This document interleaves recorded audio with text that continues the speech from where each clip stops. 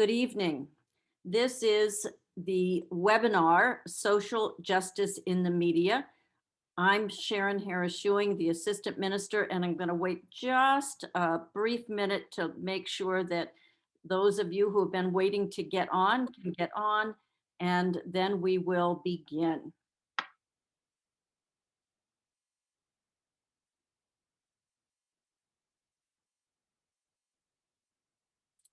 All right, I'm going to hope that you are now on, and we're going to use the time that we have this evening. As I mentioned, I am Sharon Harris Ewing, the Assistant Minister at Naples United Church of Christ here in Naples, Florida. This webinar is sponsored by the Justice Committee. We have done a series of webinars providing education and information about justice issues in our community. It is my pleasure this evening to welcome Samantha Gholar Weires, who is an award-winning journalist whose passion for storytelling was recognized by the Florida Press Association in 2015. She is now the Florida social justice reporter for Gannett Media Group. She's based in Sarasota at the Herald-Tribune, but the Gannett Group includes our local Naples Daily news. And beyond the newsroom, Samantha is the founder and executive director of a Sarasota-based 501c3 nonprofit that connects and provides events and resources for young professionals of color. So Samantha, welcome. I'm going to let you unmute yourself and ask you some questions, and we'll see how much we get through, but we really look forward to learning about you and the work that you're doing. Thank you for having me. I appreciate it. Well, we're glad. I said just a moment ago that you've been in Sarasota since 2014. What experiences have you had, either in Florida or other places, that led you to be interested in and prepared for a position like this, social justice reporter? So prior to taking this position, I was a general assignment. I started out as a general assignment reporter, as most young journalists do. You have to pay your dues and work your way up and take the stories that nobody wants to take. So through that experience, 4 or 5 years of doing that, I was actually placed in all kinds of stories, agricultural stories. I was placed in, local government and state government stories. I was placed at, breaking news stories. So you get dumped all types of, beats, as they call them, and you get to experience and learn and learn from, mentors and reporters who are older than you, all the different types of issues that you will cover as a reporter. And as I grew up in my journalism career, you kind of get to pick and choose the stories you want. So it takes a while, but I've had a lot of experience reporting all kinds of things. So it was a lot easier to kind of it's easy to turn that reporter brain on once you've, turned it on. But, just prior to becoming a full-time reporter, I grew up in the South. I grew up around, all types of issues, and, saw my parents still fighting for certain things in Mississippi. So I was exposed to a lot of injustice, unfortunately, in my life. But although having a beautiful childhood and upbringing, those things are still there. So just living and being exposed to it through the years, it just gave you the ammo you needed to keep working. Me, anyway. Well, we're glad you're doing it. I confess, I think it's remarkable in this day and age that the Gannett management has established this position. What do you think is behind their decisions? Are they trying to communicate some message? I didn't even know, is it a brand new position to have a social justice reporter? It's fairly new. I know it is the first in Florida. I believe it's the first in the Southeast region. It's kind of broken up by regions. There's 18 18 papers in the Florida syndication under Gannett and USA Today. So my work as a social justice reporter for Florida, when it's a really good story and I do really well work, it gets syndicated in all 18 papers. So although I am based in Sarasota, my stories are very Florida heavy and Florida based. So I think, and I can't speak for the owners or the publishers and things like that, I feel like from the newsroom standpoint, it feels as though the higher ups are really just trying to build trust again with the community, and they're trying to become better at being community-based news media outlets. So for instance, it would be a lot easier to write certain stories about certain groups and make it seem as this entire group of people live this way in a certain pocket of wherever we are, but that may not be the case, if you dig a little bit deeper. So I feel like by giving these new positions like social justice reporter, a lot more room and capacity to really get into the community and learn more, it builds that trust automatically. So that's kind of the reason to do it. I feel as though it's also Gannett just really wants to be an ally. They want to support, people that aren't typically in a newspaper, that typically are in the newspaper for the wrong reasons, when they want to support, journalists like me who are passionate about all types of issues and don't necessarily get an opportunity to write the things we want to write for our communities or for our demographic, because it's typically newspapers have been geared toward certain people. So they're trying to change that and make it more community based. And I feel that as a reporter in Gannett, and I know a lot of people are noticing it as you guys notice it too. So. Well, I think it's very exciting, and look forward to seeing your stories in the weeks and months and years ahead. Yeah. You describe yourself as a young Black female journalist. That means you represent fewer than 7% of news reporters across the country. What challenges would you say you've had building your career and getting to this point? Every reporter has challenges. This is and I said it in my introductory column, it's a very challenging job, no matter what beat you're covering. If you're covering cops, it's difficult and challenging. If you're covering education, it's difficult and challenging. If you're covering, whatever you're covering, it's just challenging. Coming through, being younger, you take it back, I started in 2010. I was, I had no idea what the state was about, like what issues really drove the state, because I wasn't from Florida. So I had the biggest challenge was learning Florida's, issues, learning about Florida, learning the history of Florida, learning the people that represent Florida, the demographics of Florida. So that was the biggest challenge coming in, because I'm not, I'm Floridian. I consider myself a Floridian now, but learning that's the hardest part. And then of course, for every beat, no matter what you're reporting, is developing those sources, developing those connections and those relationships in communities where you can call up someone and say, hey, this is happening. How do we, get a story on this? Or how do we talk to this family? Something's happened and we don't want to go into their, this tragic time for them, but we want to make sure that we're covering the story as well. So it's very difficult to learn the best time to go about doing your job as reporting, because you want the story, and it's not so much for print media. It's a little bit easier for broadcast media to kind of beat the deadline and things like that. For us, we try to really, especially in Gannett, and especially in the Sarasota newsroom, I should say, we try to not be first, but to make sure it's correct. And that's a challenge when you're trying to beat other newspapers and be number one. So the biggest challenge is being fair and being accurate, and also making sure that the things we're writing aren't hurting people. So it's hard. It's not easy, but there are issues no matter which way you write them, or no matter how you tell those stories, it's going to be, they could be harmful or hurtful, or someone's going to take it offensively. So it's just hard to navigate that. It just really is. Right. Well, I'm going to come back to that, because I'm curious about it's a big hard question about sources. But before we talk about that, how would you describe your, as you said, beat? What kinds of issues do you anticipate that you'll be covering? Sure. Are there certain things that you expect to emphasize? Yeah, so it's a new beat. So I was given very strict rules as to, the types of things I should really kind of focus on, especially for Florida. But it was more, they've been very good to me. They said that, this is your beat. We want you to develop it the way you see fit for the issues in the communities that you cover. So I'm given, not a lot, I'm given a fair amount of leeway on the issues I feel like under the social justice umbrella should make it to print. The umbrella is a big umbrella. It's access, it's equity, it's rights, it's participation, it's anything that kind of bubbles up in society that you can kind of view as unfair or difficult for a certain group of people, or just unjust for a certain group of people. So it's a very broad umbrella of issues.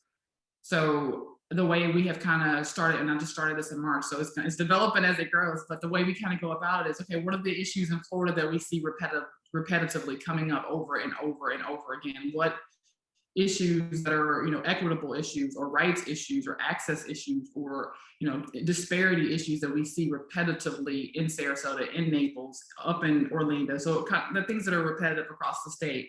And then we start from there. We kind of figure out, okay, well, if this is happening in Sarasota, well, do we see it happening in Naples? Do we see it happening in Orlando? And we do. I kind of build out from there, build sources from those communities. And luckily, I've worked in Central Florida, so I still have sources in Central Florida. So it's been a little bit easier because I worked in Central Florida for so long for someone to step in this position. But we really just try to make sure that we're not. It's easy to anything could be a social justice issue, but it's really, when it boils down to it, it's more or less, are these people being treated unfairly, on purpose? That's the way I kind of view it. Or is this group of people being treated less than another group of people? So it's really just kind of looking at things from an objective view and saying, is this fair for these people right now in this society? So that's kind of the way I would define it as a beat. Well, and I think certainly we're all painfully aware that race and racism and Yeah. the whole Black Lives Matter movement and backlashes. Mhm. Race has been a very controversial issue in the last couple of years, perhaps I would say, maybe longer. Um, how do you see yourself dealing with some of those? And I guess I would ask, how do you see that looking in Florida? Or that's a big one. I know, as you said, it's a big umbrella, but that's certainly in lots of people's minds. And how would you speak to that issue? So obviously, being a Black woman, Black issues are incredibly, incredibly important to me. But as a journalist, I do have to always remain unbiased. So I try to make sure that I'm covering everyone, not just Black issues. But as a country, and I say this, away from the newsroom, this is my personal opinion. As a country, there's a lot of work that needs to be, done to reconcile the relationship with Black America and the rest of America. There's a lot of work that needs to be done. This job allows me to do that in a very small, in a very small way, but a lot of people don't think that. So it's just, addressing the issues and acknowledging the issues and letting Black people and Black writers talk about the issues are really important.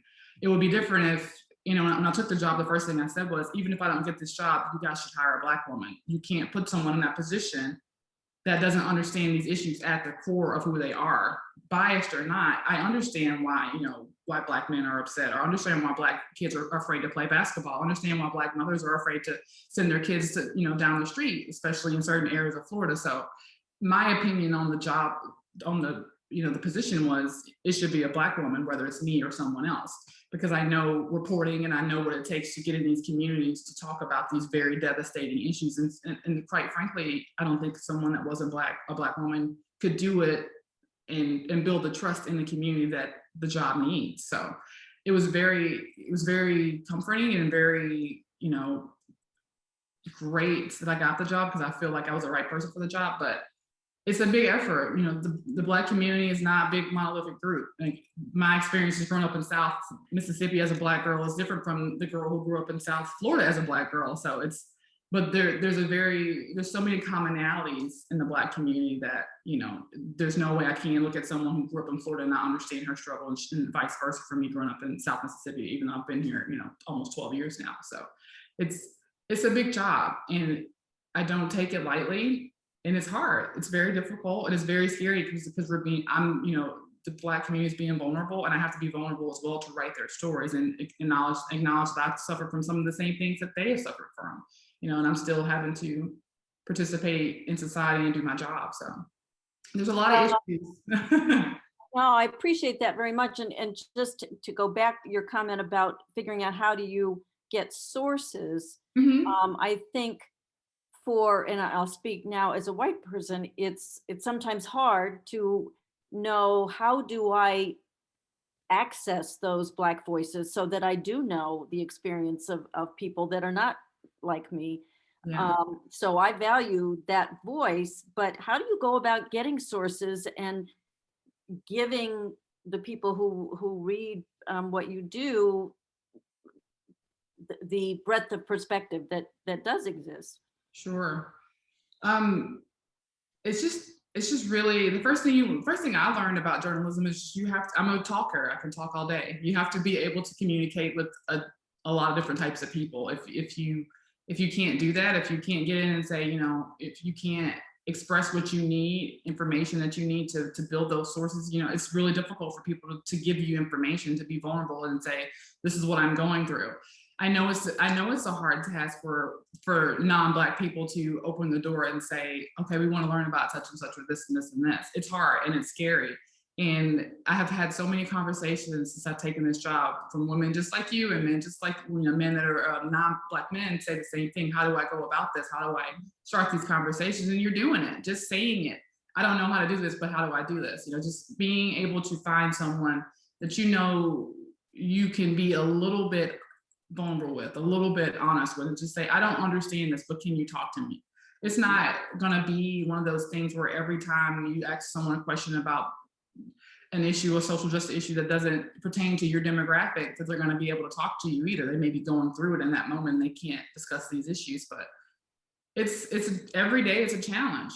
It's the sources, they come and then they go and they withdraw and they want to give information and they don't want to give you information because they're going through it in real time, and you have to give people an opportunity to, especially when it's something tragic like a shooting or something like that. But I've just been very lucky that the people and the mentors I've had, especially in Central Florida and the last 4 or 5 years here in the Suncoast, have put me in touch with a lot of people. And I'm very active in Sarasota.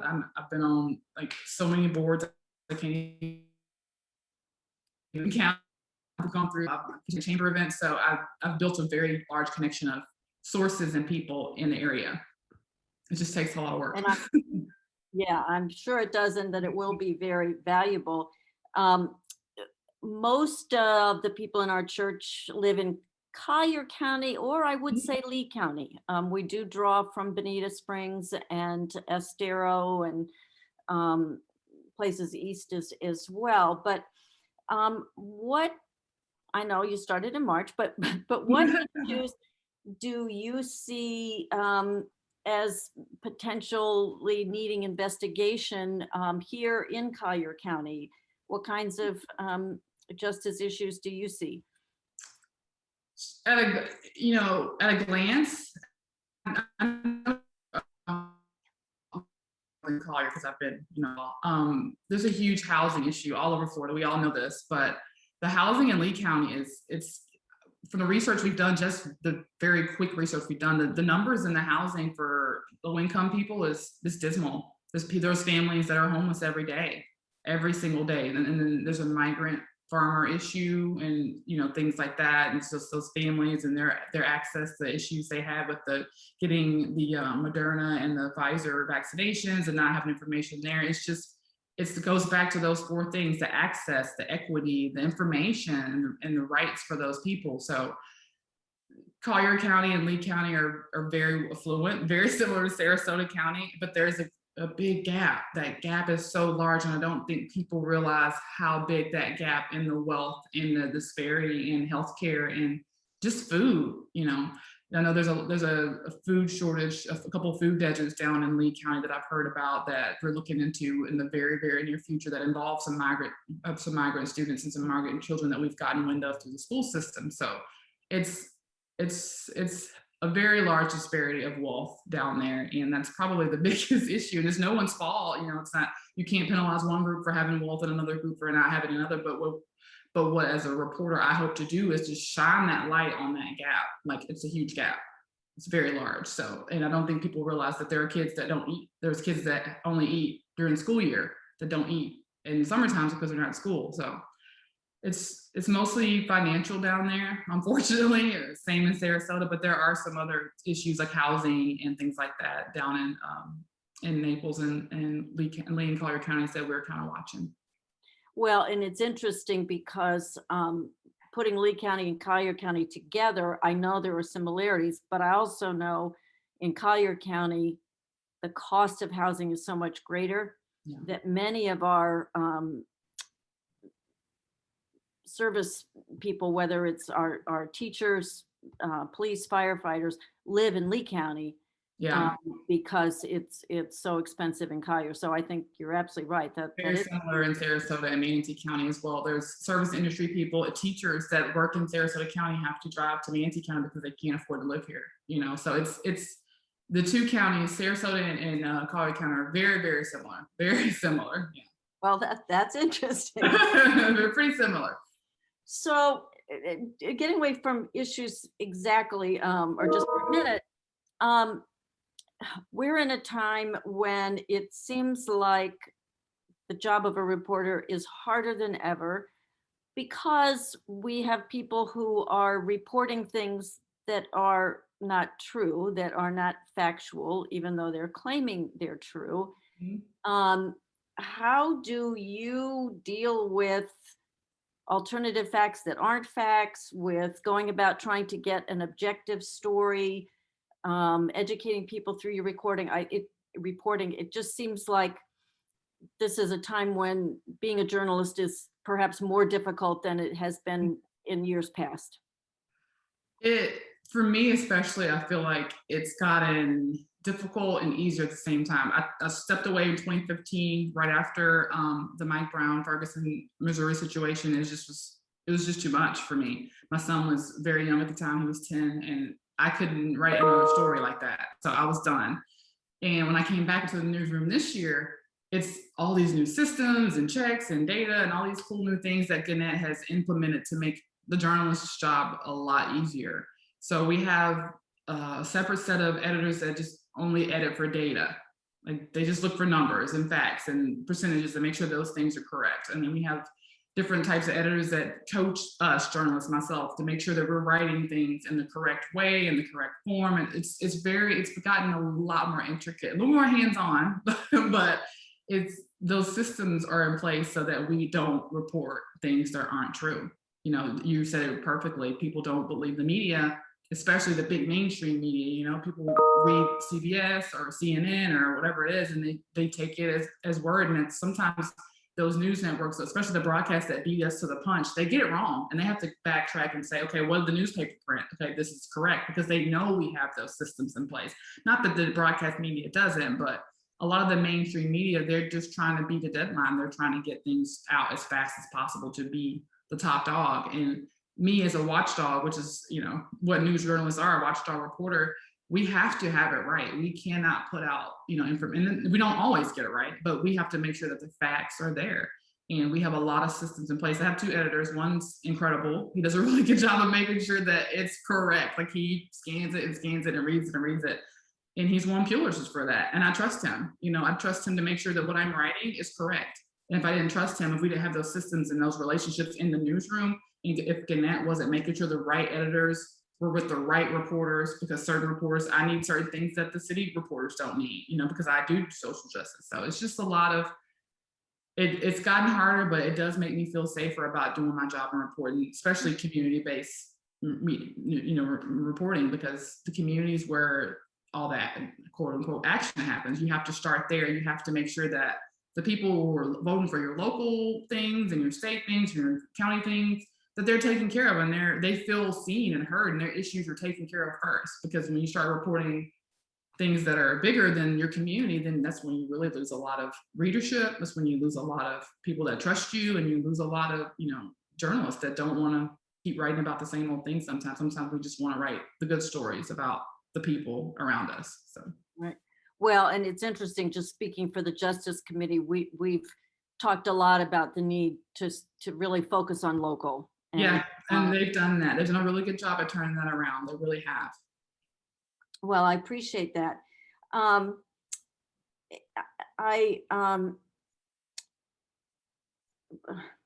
sort of looking at my questions and thinking, well, I have an answer to that one, so I'm going to go to the next one. Oh, I know, I do that. I'm sorry. No, that's fine. Naples United Church of Christ is a large and active church in Naples. As I said, we draw from beyond the Naples and beyond Collier County. It would tell you something about the church. You may have seen in our logo the line, "A traditional church for progressive people." Mhm. And I think that's a good description of who we are. If you observe and participate in our worship, it's very traditional, Yeah. but it is made up of many progressive people. And we're always quick to say that um, it's not political, it's a theological statement. The United Church of Christ says God is still speaking. We're still figuring out what God wants from us. Um, we are progressive on many social issues, like being an open and affirming congregation and Mhm. all of that. So I'm curious how your coverage of justice issues might intersect with stories about faith communities, not just Naples UCC, but others. And what kind of sources do you have in the religious community, or um, do you see that as some connections there? Absolutely. I mean, religion's a huge part of Southwest Florida. I mean, we have a couple of churches similar to you guys here in Sarasota. There's a couple. I'm saying this wrong. Universalist Church here in Sarasota. So I've covered stories there before. Before I was even a social justice reporter, I've covered stories at churches like you guys. So the church community is ingrained in Florida. It's never gonna not be a part of Florida. So the sources will always come from church and people who are in members of church and people who are connected to the community, because churches are communities. They do intersect quite a bit. I just finished a big story about a week ago at the Episcopal Church here, and it was a racial reconciliation panel that was held there. In the last, I mean, we had over 200 people, almost 200 people in attendance, and it was a panel on a former Klans member who figured out how to get past his hatred and his racism to work and hire black professor and arm up at Southwest up in Polk County. So they're both pastors at Southwest University in Polk County. So I think more than anything, it'll be racial type of tensions type of stories, or racial reconciliation types of stories that come from faith-based organizations. It may be different types of issues and sources as well, but I'm seeing a lot of things with the reconciliation string in them from churches right now. I think I feel like a lot of people that are part of churches, especially in Sarasota, are feeling like it's their duty to do more, and they want to do more. And it's like the first, kind of like like I was saying earlier, it's kind of the first step to doing more. How can we help the Black community, or how can we help the brown community, or how can we help the Latino community? It's a great step. It's one of the best first steps you can take. But I think that I think a lot of the intersection will happen as those doors continue to open. But for so far, it's been pretty nice just to meet people who are interested in learning about social justice and using their committees for what you guys are doing, just having these conversations. They're doing them up here in Sarasota quite a bit too. So you guys are all on the same page. Good. Well, and I certainly, our church has tried to address the race issue, especially last summer. We had a clergy roundtable, which is a discussion group among the clergy, but broadcast. And we did 8 weeks looking at how to be an anti-racist Yeah. by Ibram Kendi.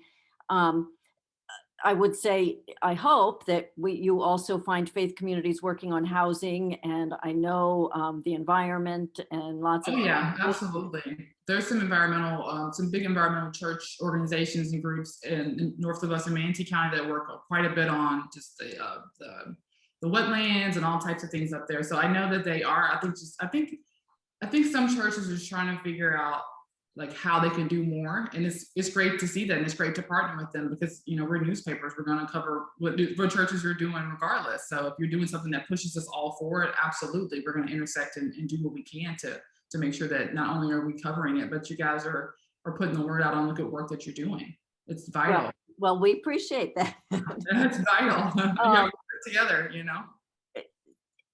We've talked a little bit, and I want to expand on this notion of local versus national issues. I would say I've heard from some people dismay, I'll put it that way, that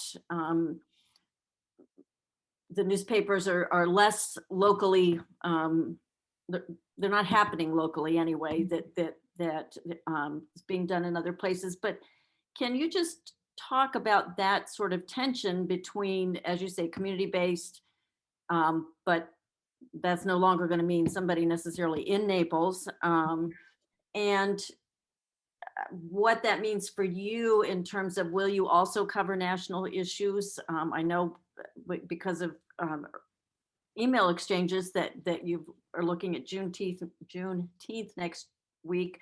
Mhm. And we just had lots of coverage of the Tulsa massacre. Mhm. So how do you balance local and national, and how do we make sure that journalists do get local news to communities? Yeah. So again, Gannett's been there on us about these community stories. They call it a quota. It's not really, it's a quota, but it's not a quota. So we have to have a certain number of stories each week that we are out in the community writing community stories. It's not really a quota, but it's expected of us because we're going from such a large, before Herald-Tribune and the Naples News, some were owned by Gannett, they were owned by Gatehouse, which was owned by New York Times. So it's changed hands quite a bit, and they weren't community-based newspapers. They were putting in all the Associated Press, doing all these things that were national and just kind of putting a local spin on it. But as Gannett has, purchased these newspapers and hired people like me, and they're hiring new editors and new, writing coaches and all these people that are allies and inclusion specialists and diversity experts that come in and teach us these things, they know these communities are growing. So they know these communities are changing. So they know that if we don't write the things that reflect the communities that we live in, then our papers are going to die. That's just how it works. This is how it works. You know what I mean? This is how it works. So it's just, and they saw that before things started changing, before the pandemic. Gannett was already making these changes prior to the pandemic started. It's just, they really did a good job of bringing in people who are diverse at the heads of these tables, at the heads of these publishers and these papers. We have moved, some of the press rooms to the other side of the state. Our Sarasota's paper is now printed, I believe, over in Titusville, and they bring it back every day rather than being printed in Sarasota. That's just to save money. So there's lots of changes. It's different than it used to be, and they're doing it intentionally. But that is to help us stay focused on the community and not stay focused so much on what's going on in Tallahassee, what's going on in DC. Luckily, as a state reporter, I am able to pay a little bit more attention to the bigger issues, but for the most part, we're very community based. All the stories I wrote last week were all community based stories. I don't have a state story coming up for a couple of days, but on the national level, I'm allowed to contribute to any national projects, which is great through USA Today. Through USA Today, I'm contributing to a project called Never Been Told, which is a national project that tells stories of Indigenous and Black and Brown people across the country that were never told or never made famous. So there's stories such as Vernon Damer, he was an advocate and activist in the early 60s in my hometown of Hattiesburg, Mississippi, who was murdered during, the race wars back in the 60s. No one knows about that story. I grew up in my backyard. I knew him. Like, these legacies of these people who kind of built these countries and these states and these communities, we're trying to highlight those people in these big USA Today national projects. But I'm not allowed to do those all the time because it takes me away from local reporting. So they give us just enough to keep us enticed and make sure that we're doing what we're supposed to do, which is community-based journalism. So I think it's a great balance. They do a good job of making sure that there's things that if we want to contribute to and we're really passionate about and we know a source in Texas or wherever, I'm able to do that. But for the most part, it's going to be, for me, local and state. So, and I enjoy that. It's where I feel I'm most useful. So I have no problem doing it. Well, that's good. Yeah. I've already got some questions, so we are going to get to Q&A, and I would tell our viewers that if you do have a question, to please use the Q&A feature, because that's where I'll be looking. But before we go there, I have to say that sometimes it feels like everything is negative and there's a lot of problems out there. I know that the Justice Committee wrestles with, where do we start, because there are so many examples of injustice around us. So are there any good news stories that you see that you would like to share, or just I like to end on A positive words note. of hope. So, what what what makes you feel good about what's happening? And obviously, you will contribute to it too. But Sure. Um, it's very basic and generic, but just being able to get back into a newsroom where they understand that there are issues that are hard for me to write. Like, I can't write this today. This is too hard. Can I have a day? That was never the case before. hmm, Newsroom, and that's being very frank and very straightforward and honest. It was write what you're told. You know, you have not in a very not in that type of way, but you have a job to do, right? Do your job. But there's so many issues that, like you said, were hard and heavy that it was difficult to do my job, and I couldn't do my job well. And I'm sure there are I could probably speak for all the the Black journalists in America when I say that, but I know the newsrooms are changing, and that in itself shows that I feel like it shows that there are people who get it. People are getting it. People are understanding it, and they're making the changes to make newsrooms and classrooms and every space that people who aren't the majority feel a little bit more comfortable being who they are. And so I look for those stories. I look for stories of women who are donating money to people who or kids who wouldn't necessarily do that. I look for stories of, you know, a white family who is learning to do something simple like just braid hair for a biracial girl who lives next door, something that shows that people are getting it. And they're not only are they getting it, they're making the effort and taking the time to do something that contributes to bridging that gap. You have to find that gap, and I have to find that gap, and my job is to write the stories in that gap. And it's hard. It's not easy. It's a lot more bad stuff than are good things. But those little stories, every now and then, they really show and reflect that there are community members who get it and they want to do more. And on a national level, that's harder to find. It's a lot harder to find. It's easy to point out the bad stuff, you know, as a person in general. And as a reporter, it's a lot easier to find a bad story and write it and turn it in and you're done for the day. But it's a lot harder to find those change making stories.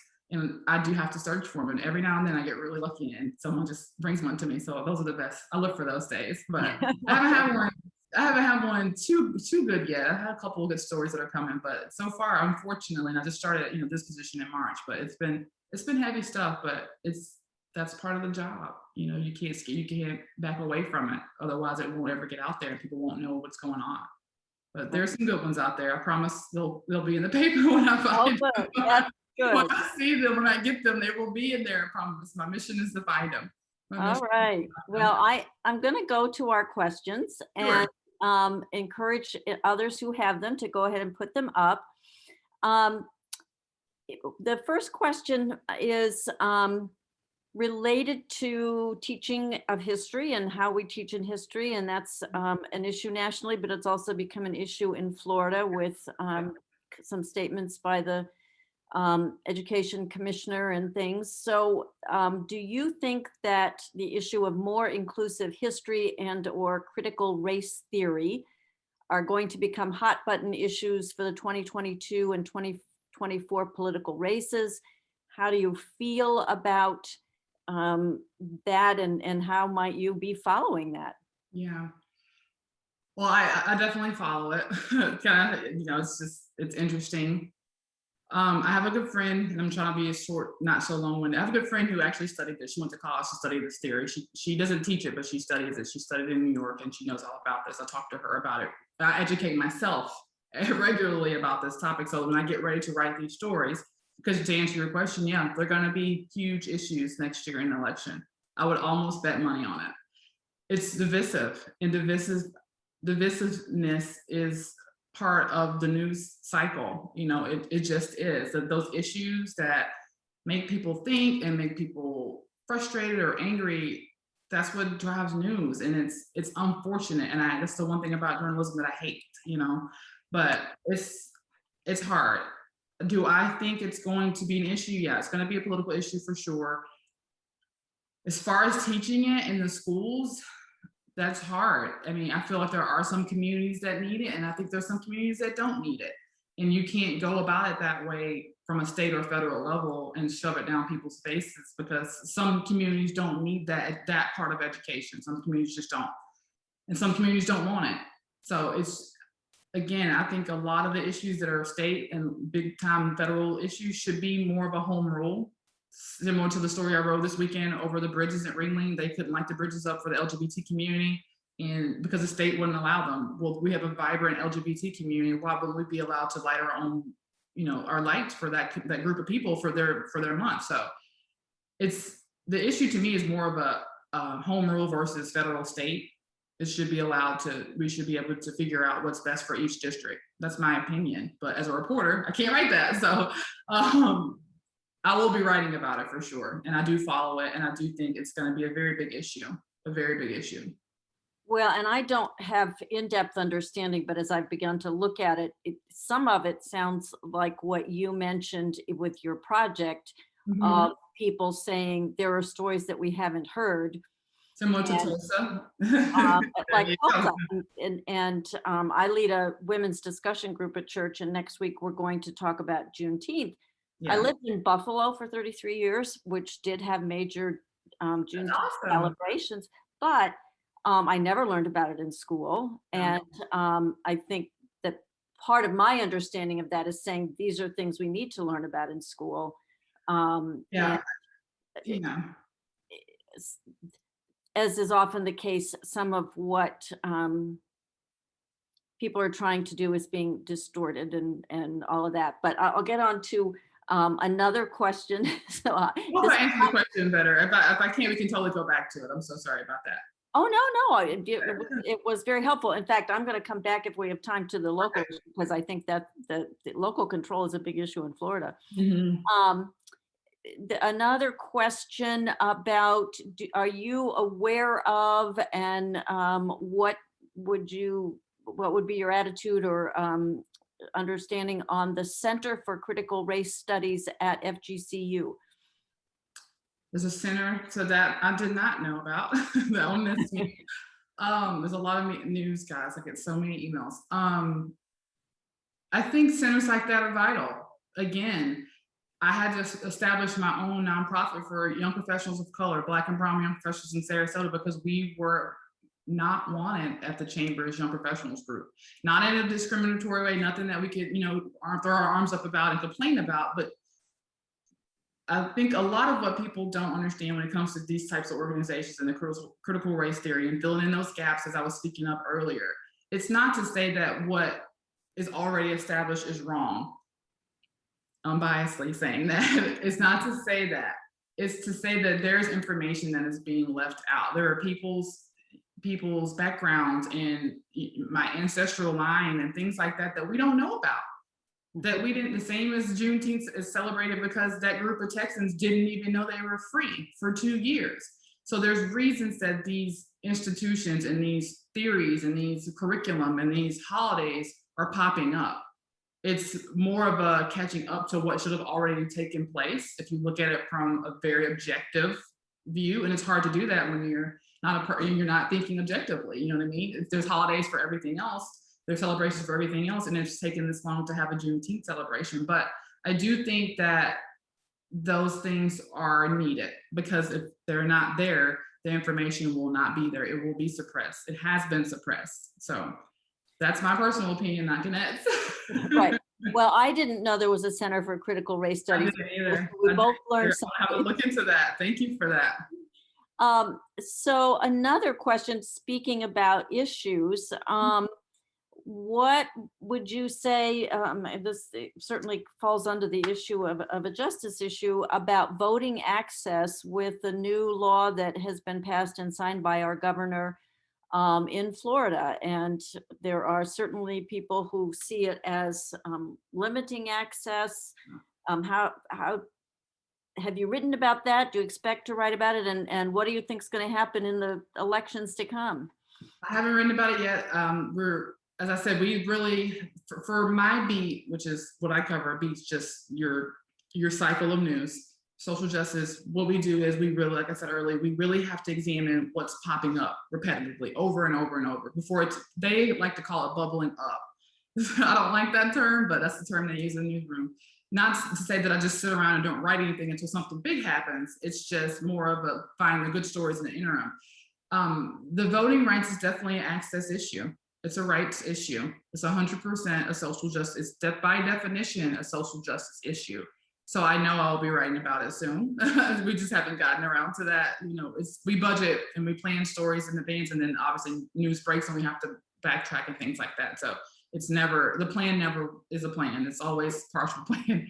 But I know I'll be writing about that. I do think that it needs to be investigated really deeply before we go and start saying things are certain ways. But it's an access issue for sure. There's going to be people that are going to be very hurt and very left out because of this bill.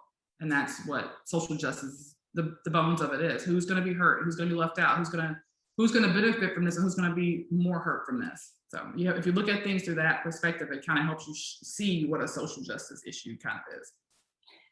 Well, and I think there are groups already that have sued the state over that issue. So Yes. perhaps by the election, it may have changed. We'll see. We'll see what the ACLU says.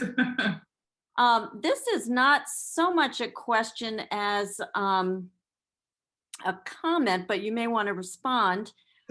This person says, thinking about issues and Collier County, there is prejudice and racism against many groups in Collier County. Mm-hmm. So in addition to housing and the wealth gap and food insecurity, certainly, Mm-hmm. has that bubbled up yet, or should we make sure that it bubbles up to you? I have one story that is coming out this week that has been a targeted Asian assault on this woman here in town, and she's pretty prominent. She's originally from California. She's been here for a few years. She's in the social issue. You know, she's a socialite. People know her. She's in a very active sports group here in town, and it's been an issue that I've been working on for 2 months. I got her story in April, and I'm about ready to write about it because it takes a lot of investigation. I can't just say, oh, she was assaulted and because she's Asian. I have to do the research, and it's taking me 2 months to find this. So we've seen a little bit of that here. There's a little bit of Asian issues in Orlando. We've seen, oddly enough, in Orlando that we've seen, and a little bit popping up around Gainesville on the UF campus. We actually have a University of Florida graduate who is our official UF kind of social justice, racial inequality reporter. She helps me quite a bit in that area. So she has noticed quite a bit of that happening up in Gainesville area as well. But between those 3 cities, that's all I've seen as far as racism. And I know it exists, you know, I see it all the time. I experience it all the time, but I can't write a story every time someone, you know, experiences it. It has to be enough for, like I said, it has to be enough. And I'm saying people's issues aren't enough. Like I said, I go through it every day, but it has to be a newsworthy story for me to spend that time on it, unfortunately. Well, and you used the term repetitive, that it's something. Yes, it has to be something that we see over and over, becoming a real issue. Yeah. I have another question, and this is long, but if this is not something you're aware of now, you probably will want to be. Are you in contact with the faith-based community organization groups for justice in over 10 Florida counties that are associated with the Miami-based DART? And DART stands for Direct Action and Research Training Center. For example, SURE, S-U-R-E, in Sarasota County, and LIFE in Lee County. And I used to know what LIFE stands for, but I don't right now. There is a new organization forming in Manatee County, and Collier had CURE in the past, with Naples UCC providing leadership. LIFE in Lee County had 1,500 representatives from 13 congregations in April, with the sheriff addressing crisis intervention team training with the National Association for the Mentally Ill, NAMI, and the Fort Myers mayor addressing affordable housing. Is that something you've heard of before and you already know about? No, I don't know about everything. I'm familiar with SURE. I know about SURE, and I'm actually familiar with DART. I've somehow stumbled upon DART late last year. I forgot how I figured out. I don't even know how I stumbled upon it, but I am familiar with DART. SURE is a wonderful organization. As I said earlier, I did an event, I want to say 4 or 5 years ago, with the I always say this word wrong, Universalist Church, Unitarian Church here in Sarasota. So I'm familiar with them through that. And I think it might have been even sooner than that, 3 or 4 years ago. I haven't done a lot of work with them yet, but they email me. We have a very good email and exchange, and we talk to them. They send me events all the time. But it has to be, in order to write a story, it has to be something that's like we said earlier, repetitive, and it has to be something that can potentially become a big issue, bigger national or global issue. But I am familiar with the community, that group, the organization. I do talk to them regularly, and they send me lots of great leads. And the best thing about these organizations is learning what you guys are doing. And if I need to access you, or if you want to access me, that connection's already there. So that really, having those organizations like DART and like SURE, the one Manatee I didn't know about, which is, I don't do too much Manatee coverage, but yeah, those organizations are great, and they're helpful. So I'm glad someone knows them. And I know that, again, as the Justice Committee is just finishing its first year of work and ministry, that we are aware of the need to collaborate with other groups, and that there will be more power and more ability for us to make a change when we work together. So we're trying to collaboration, especially when it comes to sharing resources and educating people on all types of social justice issues, it's important. Newspapers can't do it alone. I don't think churches could possibly. Everyone needs to lean on each other, especially to build that trust back and to make sure that we're all doing our jobs to push us all forward, and not leaving people behind. Right. Yeah. If we have a little break. If anybody has another question, just put it up there. We have a few more minutes. Are there things that we think that we didn't mention or cover, and you thought, I really want to tell them about this or that, things that you would want to share? Sure. I really appreciate you guys bringing me on. I get a lot of requests for these, believe it or not, especially since I started writing social justice stories. And the Gannett and the newsroom, they're really good about letting us pick and choose which ones we want to attend and which ones we want to contribute and talk about with. So you guys were one of the first ones to reach out to me when I first started working. So and I've turned down a lot, but I really appreciate the value and the input from this church, because I know I grew up Southern Baptist, so I know how important churches are to the community. So I'm very grateful to be here. I just want people to realize that reporting is changing a lot. I know it doesn't seem like it on the outside, but it really is. The inside's changing. The newsrooms are changing. The people in the newsrooms, which is the most important, are changing. And for so long, there were people in the newsrooms who suppressed news, not suppressed news, but kind of geared the news to go the way they wanted it to go, or wanted to be geared to a certain majority or a certain group of people. And that, as I said earlier, the newspapers can't survive that way anymore. There has to be more than one type of news out there. So I appreciate the interest, and I appreciate the readership, and I appreciate the work that you guys are doing. It's a lot of work, and connections are vital. So Naples and that church, you guys are doing great work, and I'm excited to continue to hopefully show you guys all the things that this movement, social justice movement, and the newspaper are doing that are good and not just the bad. Well, and we appreciate your willingness to come and to do this. I realized I had written down that I had this other question, well, two questions actually. One, you mentioned the local control, and I was not aware of the issue about lighting the bridge in Sarasota. Mm-hmm. I do know that a year ago, or maybe 2 years ago now, there was a proposed law that was going to say that individual communities would not be allowed to pass legislation outlawing plastic straws. Mm-hmm. And that did not go anywhere. And I think it was passed, but then maybe the governor didn't sign it. I know one of my social justice issues is public education. Mhm. And so I follow a lot of school stuff, and I know that more and more decisions are being made in Tallahassee and sort They of are. taking away the ability of the local school board to make those kinds of decisions. Do you see that as a Florida issue? Oof. Because it does take away some of a local community's ability to make decisions for itself. Florida is so diverse. Every county is different. It's so different. And as a person who is a voter and a citizen, I strongly agree and believe in home rule because every community is so different. And I've lived all over Florida, so I know this as a fact.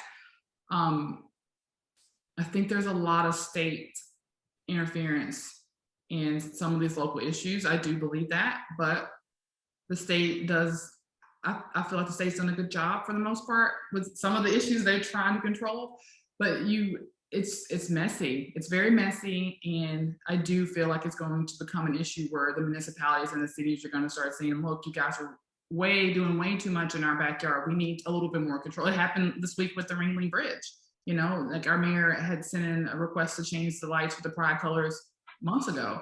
And they told him no, and they gave him no reason other than we didn't like the color schemes. You have to be patriotic, or you have to be ocean blue, or what, you know. And same with St. Pete. St. Pete asked for the Skyway asked to be lit up. They were denied as well. And St. Pete has the largest pride festival in the Southeast. So it just really starts to make me think, and it's the reason the story was written. And my editor pushed me to write the story. So it really makes you think, you know, why is this community being picked on this particular time of year and this month? So those are the types of things that makes my brain work in stories that I look for. But I do think that a lot of the cities need to have more autonomy over their citizens and over what's going on. I think the state does a lot of meddling sometimes when they shouldn't. But that's just my opinion. It's not Gannett's. I don't want to get in trouble, guys. I have another question that has popped up about data. Okay. And I'm trying to, this is data of, I guess it's not, the question is not entirely clear, but looking at the data and the apparent correlation between supporters of the former president and the frequency of COVID and any correlation. This just says, why not show and give correlation coefficients? I guess just, is there something to look at in terms of that correlation?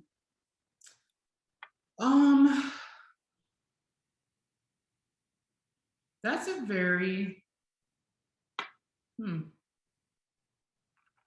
I'm reading the question, sorry. Yeah, oh yeah. Well, without a little more context, it's a little bit hard to. Yeah, I'm not sure. I don't want to say anything that's going to make me sound crazy, but I'm not really sure I understand that question there, David.